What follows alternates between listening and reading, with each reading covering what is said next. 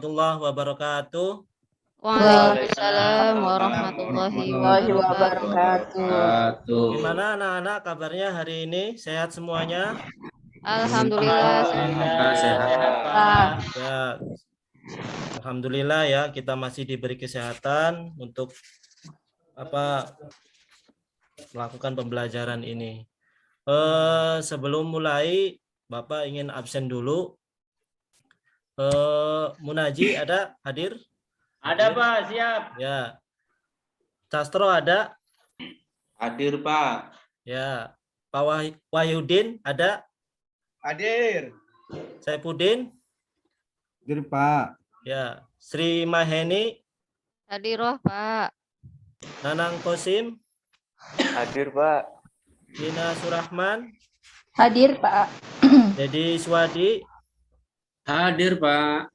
Alhamdulillah semuanya sudah hadir ya. Sebelum mulai pelajaran, terima kasih. Kita baca basmalah bersama-sama. Bismillahirrahmanirrahim. Nah, Bapak akan share screen.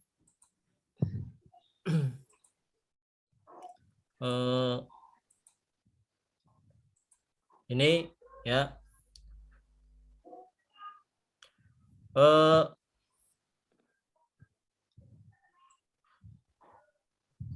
Persiapan sebelum belajar ya.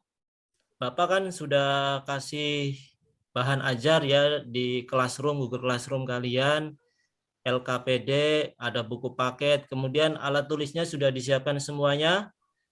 Bahan ajar sudah disiapkan semuanya. Sudah, Pak. LKPD sudah. Pak. Sudah. Buku paketnya sudah. Sudah. Sudah semuanya. Nah, anak-anak coba lihat, perhatikan di layar ya. Di situ ada gambar apa kira-kira di situ, anak-anak? Coba perhatikan. Semut, Pak, semut. Semut, Semut Pak. lagi bawa apa itu? Daun, Pak. Daun ya, sedang Ya. apakah mereka sedang bawa daun ya? Apa sih? Kira-kira apa menurut kalian? Untuk apa itu daun itu? Untuk dimakan, Pak. Oh, ternyata untuk membuat rumah atau sarang Oh, salah. sarang semut. Ya. Ternyata dalam membuat sarang semut itu semut saling bekerja sama, ya. Saling membantu, saling tolong-menolong. Nah, kira-kira apa yang manusia peroleh jika selalu bersatu dan saling membantu seperti semut itu? Apa kira-kira? Ya, tentu akan meringankan beban hasilnya, ya, beban kerja, ya, semuanya sejahtera, ya.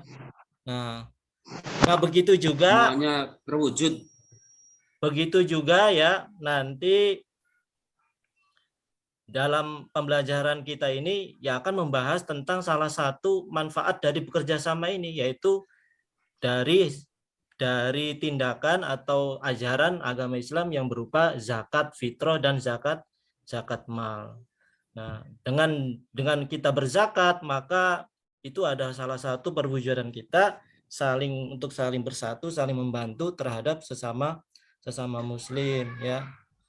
Nah, kemudian apa tujuan pembelajaran kita kali ini? Tujuan pembelajaran kita kali ini adalah, pertama, peserta didik mampu membiasakan zakat sesuai dengan ketentuan syariat Islam dengan benar setelah pembelajaran. Peserta didik mampu membiasakan perilaku taat dan peduli sebagai hikmah dari ketentuan zakat dengan benar setelah pembelajaran. Peserta didik mampu menganalisis ketentuan zakat tentang kriteria orang yang berhak menerima zakat melalui identifikasi dengan benar setelah penggalian informasi dan diskusi. Peserta didik mampu mempraktikkan ketentuan zakat dengan cara menghitung perolehan hasil zakat melalui wawancara dengan benar. Nah, semua tujuan pembelajaran ini kita akan capai dengan metode atau model pembelajaran problem based learning. Apa sih problem based learning itu? Problem based learning itu adalah pembelajaran di mana Bapak akan memberikan suatu masalah, ya, kemudian kalian mencoba memecahkan masalah itu, apa faktor penyebabnya dan bagaimana solusinya. Begitu, seperti itu ya problem based learning itu. Kemudian kita juga akan melakukan metode diskusi, juga tanya jawab. Nah, selanjutnya masuk materi ya. Masuk materi. Di sini ada seperti di dalam pembahasan yang lalu, pertemuan yang lalu kita sudah membahas tentang macam-macam zakat ya. Ada zakat fitrah, ada zakat mal, dan zakat mal itu dibagi-bagi lagi, ada zakat emas, ada zakat perak, ada zakat perdagangan, dan lain sebagainya. Nah, sekarang siapa sih yang berhak menerima zakat itu? Ya, ternyata ada 8 kelompok orang yang berhak menerima zakat atau disebut juga dengan mustahik. Yang pertama adalah fakir, ya, orang fakir. Siapa orang fakir itu? Orang yang memiliki harta sangat sedikit, tidak mempunyai pekerjaan atau punya, tapi dia tidak dapat memenuhi kebutuhan sehari-hari. Itu namanya fakir. Kemudian yang kedua, miskin, ya. Miskin adalah keadaan orang yang mempunyai sedikit harta dan penghasilan serta tidak dapat memenuhi kebutuhan sehari-hari. Kemudian ada amil, ialah orang yang mempunyai tugas untuk mengurus zakat mulai dari pengumpulan sampai kepada pembagiannya. Mu'alaf ada lagi, ialah orang yang hatinya masih lemah seperti baru saja masuk Islam. Zakat mu'alaf ini untuk memantapkan hatinya. Terus ada lagi rikob. Rikob itu pada zaman awal perkembangan Islam masih ada yang namanya para budak ya. Nah, salah satu tujuan Islam itu yaitu adalah mengentaskan perbudakan atau menghilangkan perbudakan itu. Sehingga dengan diberi zakat, para budak itu bisa memerdekakan dirinya. Dari paparan-paparan yang tadi sudah disampaikan, kira-kira ada yang bertanya enggak? Ada tentang materi yang belum kalian kira-kira belum paham. Silakan kalau ada yang bertanya sebelum nanti kita melanjutkan diskusi tentang materi kita. Silakan. Pak Nanang mungkin Nanang Kosim mungkin mau bertanya, Iya, silakan. Pak. Tadi saya udah dari tadi nih Pak, padahal sih pengen bertanya Pak. Oh iya, silakan. Pak, saya mau tanya, ini Ya. bagaimana Pak kalau semisalkan ada Ya. orang yang melakukan perjalanan Pak, kemudian bekalnya itu kehabisan Pak. Terus dia itu melakukan perjalanan dengan tujuan main ke saudaranya Pak. Tapi Ya. di situ ada tujuan lain Pak, ingin ketemu temennya, ya biasa nongkrong di jondol Pak, nongkrong di jondol, kemudian judi Pak dengan temennya. Nah, apakah orang tersebut masih berhak untuk menerima zakat Pak? Itu Pak, terima kasih Pak. Oh ya, terima kasih Nanang. Pertanyaannya yang bagus ya.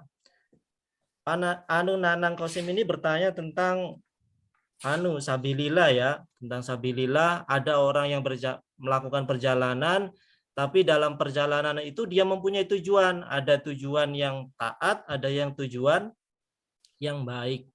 Ada tujuan yang taat, ada yang tujuan maksiat. Nah, bagaimana itu? Apakah dalam perjalanan ketika dia melakukan dalam perjalanan kemudian dia kehabisan bekal, apakah dia berhak menerima zakat? Jika kondisinya seperti itu, maka dia tidak berhak menerima zakat. Kenapa? Karena tujuan perjalanannya tidak murni dari hal-hal yang dilarang oleh agama. Bagus ya pertanyaannya. Kemudian silakan ada lagi yang mau bertanya. Pak Wahyudin mungkin mau bertanya. Iya Pak. Ya. Iya Pak. Nah, dari tadi saya nunggu ini teman dulu. Nah sekarang saya mau tanya nih Pak. Bagaimana dengan orang yang kebutuhan pokok sebenarnya adalah 2 juta rupiah per bulannya tuh Pak. Iya. Nah terus namun yang dia miliki dari hasil pekerjaannya hanya sebesar 1 juta rupiah per bulan. Ya. Apakah dia termasuk orang yang berhak menerima zakat? dan masuk dalam kategori mustahik. Apa itu, Pak? Oh ya, bagus sekali pertanyaannya ya. Ada Wahyudin ini bertanya tentang ada orang yang penghasilannya hanya 1 juta, 2 juta, kebutuhannya itu 2 juta Kebutuhannya 2 sebenarnya. juta. Kebutuhannya 2 juta, tapi penghasilannya hanya sebesar 1 Sedangkan, juta. penghasilannya cuma 1 juta rupiah. Ya. Kemudian yang ditanyakan apakah dia berhak menerima zakat? Ya, tentu berhak menerima Ya. zakat ya. Terus dalam masuk kategori apa? Apakah fakir, apakah miskin ya, apakah mu'alaf? Masuk dalam kategori miskin ya. Karena miskin ini dia punya penghasilan tapi penghasilannya ya hanya setengah dari kebutuhan pokoknya ya gitu. Nah, ada lagi yang lain? Kalau tidak ada, nanti kita lanjutkan. Ada Bapak akan memberikan sebuah masalah wacana, kemudian nanti kalian diskusikan bareng-bareng ya. Nah, di sini ada masalah, ada salah satu berita artikel ya, yang mana di sana menyebutkan Islam dan masalah kemiskinan di dunia muslim ya. Kenapa sih di dunia muslim itu identik dengan kemiskinan ya? Kemiskinan. Ya, bahkan menurut data Bank Dunia menunjukkan sekitar 28 juta penduduk itu masih berada dalam kategori miskin. Yang lebih mencemaskan lagi, nah sekitar 40% dari warga Indonesia itu adalah orang-orang miskin, masih dalam garis kemiskinan. Padahal mayoritas muslim, di mana dalam umat Islam itu kan ada kewajiban untuk zakat ya. Tapi kenapa ada zakat, ada sedekah, ada infak, tapi kenapa kok masih banyak terjadi kemiskinan? Nah, itu mungkin saja banyak faktor ya yang mempengaruhi kemiskinan. Ada faktor bencana ya, ada faktor-faktor yang lain. Tapi salah satu faktor yang bisa menjadi penyebab adanya kemiskinan adalah salah dalam pengelolaan zakat, salah dalam pengelolaan zakat. Ya, maksudnya bagaimana? Ya karena mungkin salah dalam mengidentifikasi orang yang berhak menerima zakat, yang seharusnya diberi zakat tapi kok tidak diberi zakat. Nah, berkaitan dengan materi kita yaitu mengidentifikasi orang-orang yang berhak menerima zakat ya. Nah, sekarang diskusi kalian adalah masalah seperti ini. Silakan diskusikan dan pecahkan ya bagaimana cara mengidentifikasi orang-orang yang ada di sekitar kalian ke dalam kategori mustahik apa dan kemudian apa alasannya ya. Nah,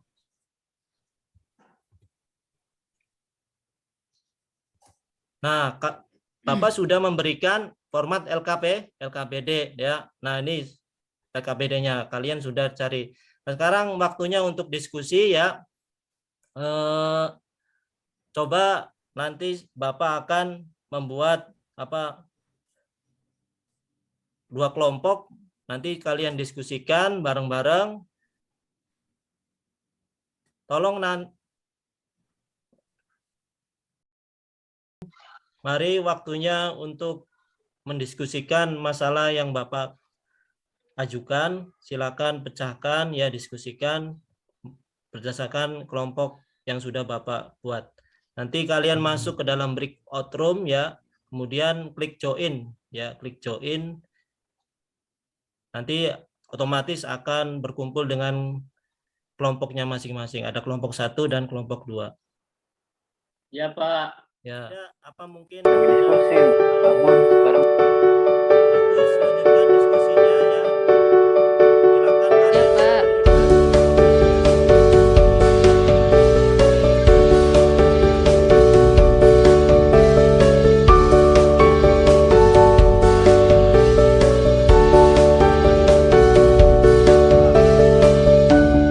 Silakan kalian diskusikan lanjutkan.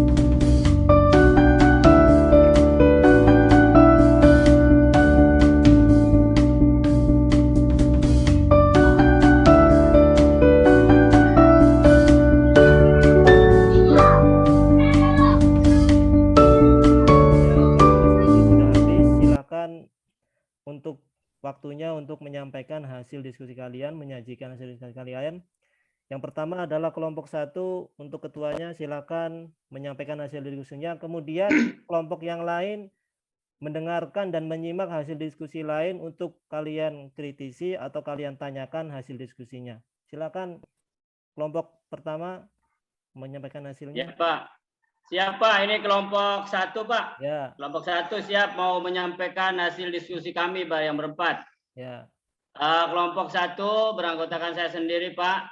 Nanang Kosim, Sri Mahaini, dan teman saya Castro, Pak. Ya, Dari hasil musyawarah, seseorang yang kami cari pertama adalah saudara, Pak, kategorinya dalam miskin. Nah, pada disebut miskin ada alasannya karena penghasilan yang dia peroleh tidak mencukupi kebutuhan pokoknya. Kemudian teman, Pak, teman kategori amil. Ya, dari hasil pengembangan amil, alasannya karena dia termasuk salah satu panitia yang diberi tugas oleh desa untuk mengumpulkan zakat. ya. Yang ketiga adalah tetangga, Pak, kelompok tetangga. Ini masuk dalam kategori mualaf. Ya, Karena dia baru saja memeluk agama Islam seminggu yang lalu, Pak. ya. Nah, itu hasil dari diskusi kami berempat. Hasilnya seperti itu, Pak. Terima kasih. Ya, Assalamualaikum warahmatullahi wabarakatuh. Waalaikumsalam. Waalaikumsalam warahmatullahi Bagus. wabarakatuh. Waalaikumsalam warahmatullahi wabarakatuh. Bagus hasil diskusinya. Mungkin ada dari kelompok 2 ingin menyampaikan tanggapan dari hasil diskusi kelompok 1, silakan. Ada? Dari kelompok 2, Pak. Dari Ya. kelompok 2, Ya, kelompok 2, saya mau silakan. bertanya. Ya, saya mau bertanya. Tadi kan dikatakan ada yang mualaf, tetangga yang mualaf baru masuk Islam ya. Itu kan berhak mendapatkan zakat. Tetapi kalau misalnya mualaf tersebut masih mampu atau kaya, apakah masih berhak mendapatkan zakat? Mengapa? Itu aja, Pak. Ya, bagus. Ya, Nina, untuk tanggapannya terhadap hasil diskusi kelompok 1 yang Ya, menanggapi, menanyakan kalau seumpama mu'alaf itu kaya, bagaimana, apakah dia masih berhak menerima zakat? Silakan kelompok 1 ditanggapi. ya, baik Pak. Akan saya tanggapi dari kelompok pertama. Ya, tetap berhak mendapatkan zakat karena dalam permasalahan mustahik, zakat ini yang terpenting seseorang sudah masuk salah satu kriteria mustahik zakat, terlepas dia masih kaya atau tidak. Oh Itu ya, Pak jawaban dari kelompok 1, Pak. ya bagus sekali jawaban argumen baliknya ya dari kelompok 1 ya. Ada Hidup yang kelompok lain? 1. Ya, ya, Hidup. bagus. Mungkin ada yang lain. Kalau tidak ada, silakan untuk menyampaikan hasil diskusinya. Untuk kelompok 2, silakan kepada ketuanya untuk menyampaikan hasilnya. Ketuanya siapa? Kelompok 2? Ya, Pak. Ya, Ya, Saipudin. Pak. Ya, silakan.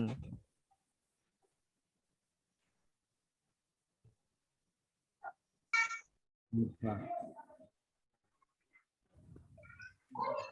Gua menyampaikan hasil diskusinya. Cari adalah orang yang saya kenal, yaitu kategori fakir. Alasannya karena dia termasuk orang yang cacat fisiknya dan tidak mampu bekerja. Juga dia tidak punya rumah karena hidupnya gelandangan di pinggir jalan. Sedangkan kebutuhan pokoknya belum tercukupi sama sekali. 2, teman, yaitu kategorinya sabilillah, karena dia ikut juga dalam kegiatan pengembangan dakwah Islam, yakni sebagai pengajar baca tulis Al-Quran di salah satu mushola desa.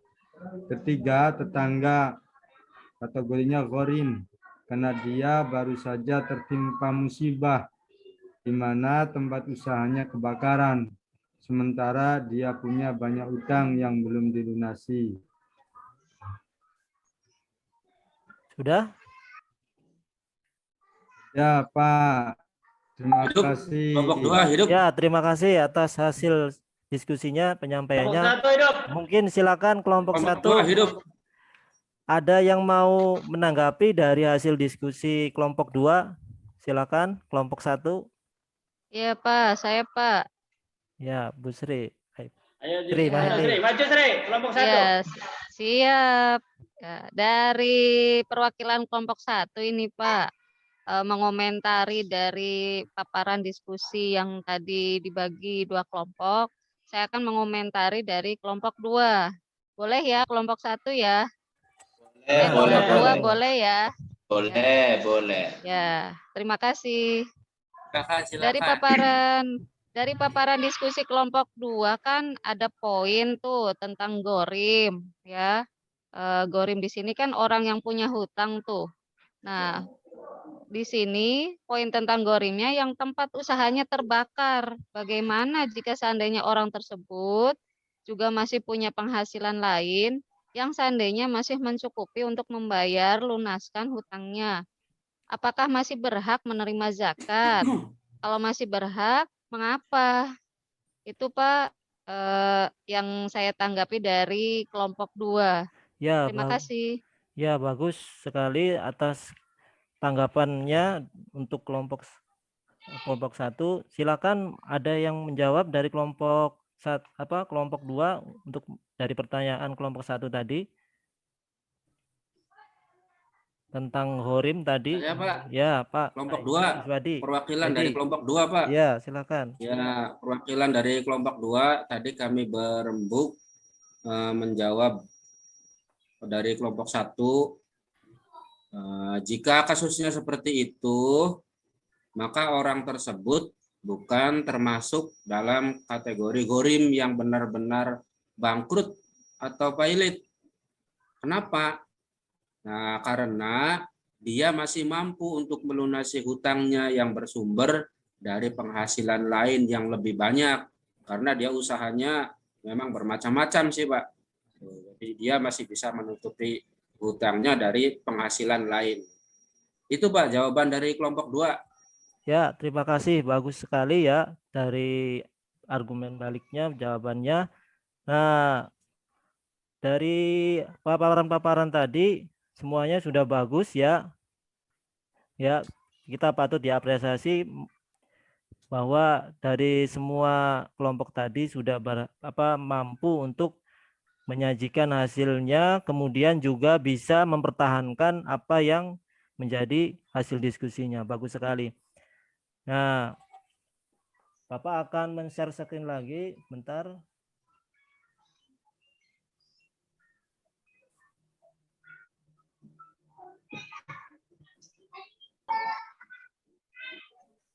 Nah, nanti ya anak-anak untuk hasil diskusi kelompok ini kita nanti kirimkan ya ke Google Classroom yang sudah kita buat tadi ya, masing-masing nanti kirimkan, setiap anak harus kirimkan ya, walaupun kelompok setiap anak harus mengirimkan. Nah, kemudian apa yang dapat kita simpulkan hari ini anak-anak dari pembelajaran kita hari ini?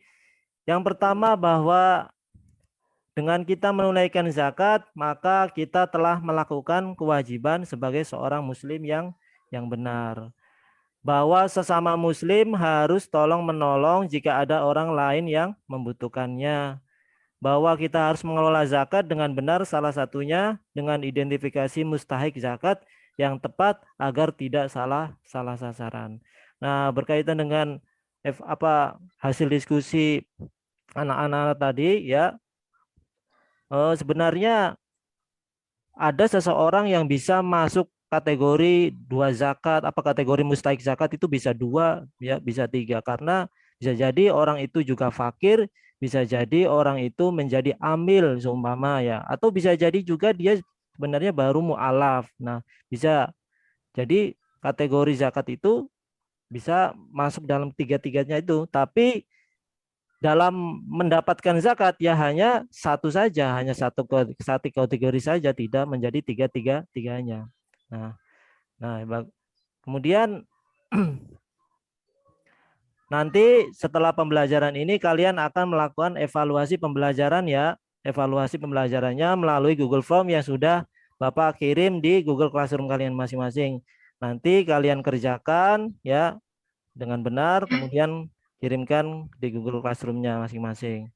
Nah, kemudian